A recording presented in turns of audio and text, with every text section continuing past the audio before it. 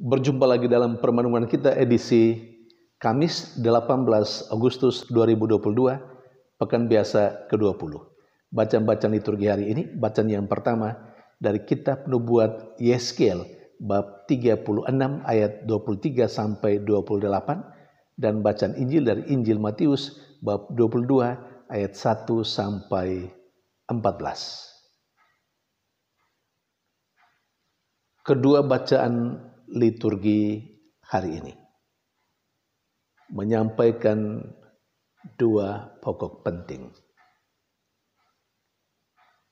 Di satu sisi, kedua bacaan liturgi hari ini menggambarkan Allah yang maha baik, yang selalu menawarkan kebaikannya, yang selalu mengundang manusia untuk menikmati hidup bahagia bersama dengannya. Namun di sisi lain ditampilkan manusia yang tegar hati, manusia yang tidak peduli dengan undangan Allah, manusia yang dengan dosa dan kesalahannya telah menajiskan Allah sendiri.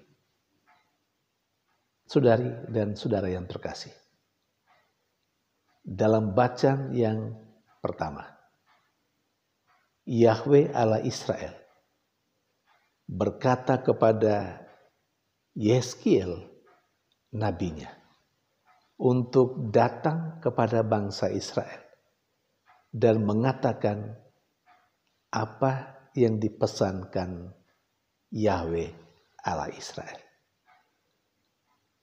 Yahweh Allah Israel menegaskan kepada nabinya bahwa tingkah laku orang Israel, baik yang terjadi dalam persekutuan bangsa Israel sendiri, maupun juga tingkah lakunya ketika mereka berada sebagai orang asing di tanah pembuangan.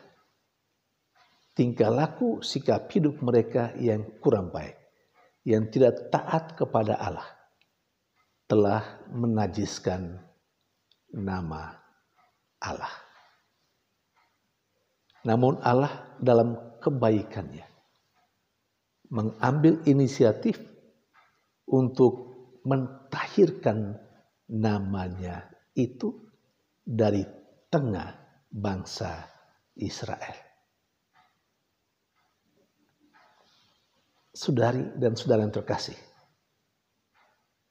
apa yang dikatakan Allah dalam bacaan pertama hari ini itu juga terjadi dalam kehidupan sehari-hari.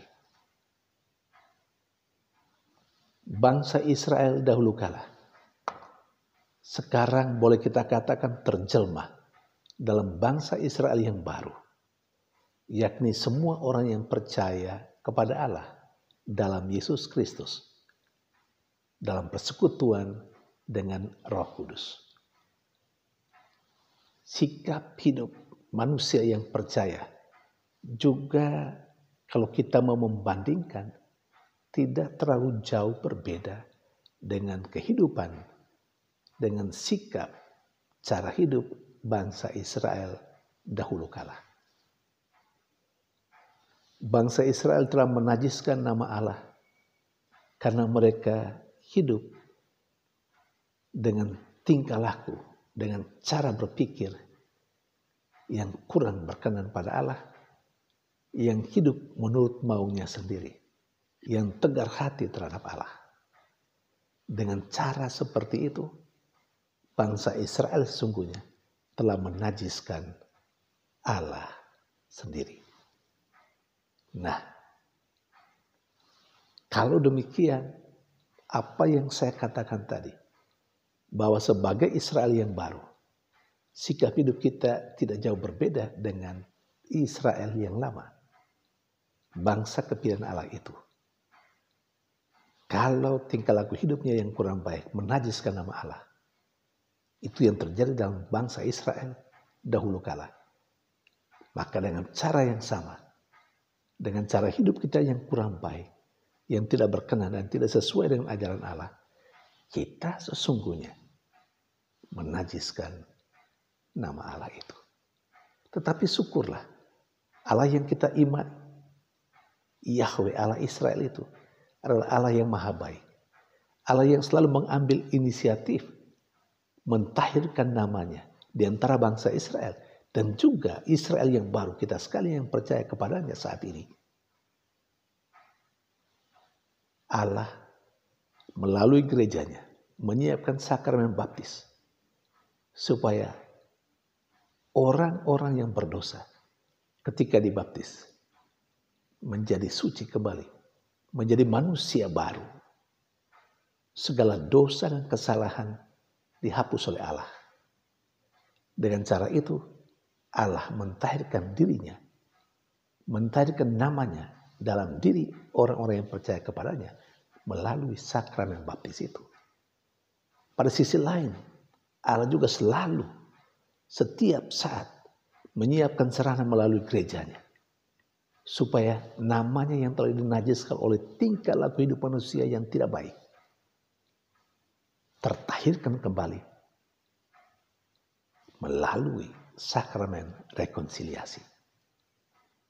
Itu pun bila orang-orang yang percaya kepada Allah mengakukan dosanya. Karena dengan pengakuan dosa, Allah menghapus dosa-dosa umat manusia. Allah menghapus dosa orang-orang yang beriman. Dan dengan cara itu, sekali lagi, Allah mentahirkan dirinya yang sudah ternoda melalui cara hidup orang-orang yang percayanya yang kurang baik. Saudari dan saudara yang terkasih, Allah yang maha baik itu selalu mengundang manusia, mengundang kita sekalian, orang-orang yang percaya kepadanya untuk dekat dengan dia, untuk hidup bersama dia, menikmati kebahagiaan bersama dengan dia.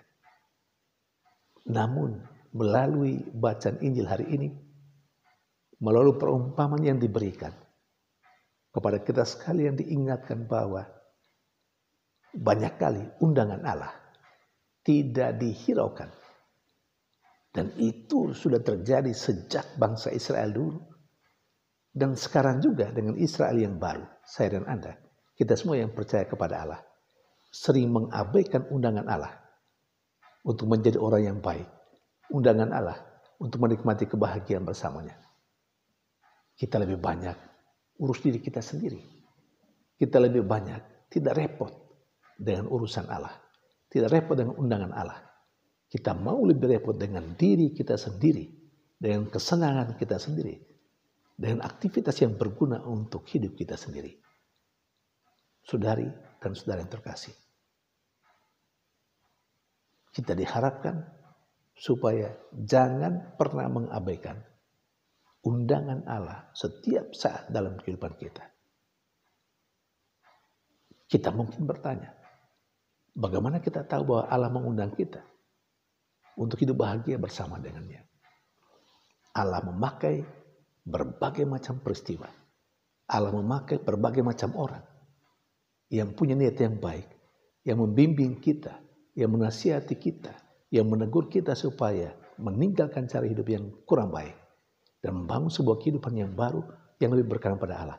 Dengan cara-cara seperti itu, melalui peristiwa apapun yang mempertobatkan kita, melalui siapapun yang menegur kita dengan niat yang baik dan tulus, supaya kita berubah hidup dari yang kurang baik kepada yang lebih baik. Itu cara Allah mengundang kita. Namun sejauh mana kita menanggapinya sebagai undangan Allah terhadap kita melalui sarana-sarana itu. Saudari dan saudara yang terkasih, Tuhan memberkati kita.